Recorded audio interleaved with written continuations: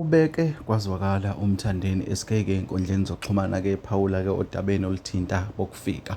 Bafowethu ngicela ukunibingelela la kwisiqiniseko eSemit abaqala ukusijoyina leli khasi bafowethu ngicela benze ubulungiswa-ke bacindezele ibhathini ka-subscribe-ke baphinde balike lamavidiyo-ke enginenzela wona. Bafowethu-ke nayi-ke le nkulumo-ke ehlaba abantu abaningi-ke umxhwele-ke kanti futhi bakhona engabahlabanga umxhwele. Kodwa-ke nanto udaba uthe uMthandeni-ke abafowethu-ke eZimbabwe-ke naseSwaziland-ke wathi-ke kuphila abantu laphana-ke akuzona-ke izilwane.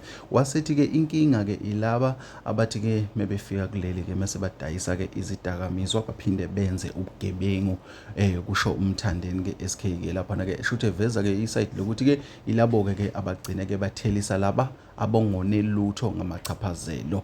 Inkulumo-ke le ebhalwe uMthandeni SK-ke laphana-ke ey'nkundleni zokuxhumana-ke abantu abaningi bamvumelile kakhulu-ke laphana-ke basho bathi cha kunjalo impela-ke akubona bonke abadayisa izidakamizwa kodwa-ke ingoba-ke abanye babo abasuka emazweni angaphandle-ke ibona bafike bazoletha iy'dakamizwa-ke kuleli-ke lakithi-ke izwe. Mese-ke kuchaphazeleka-ke wonke-ke umuntu-ke laphana-ke kuphawula-ke uMthandeni SK.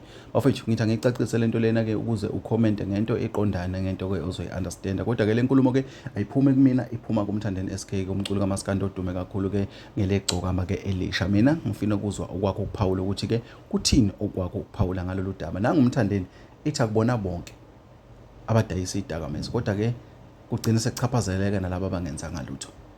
Bafowethu ngisaphuma kanje ngizobuya nezinye.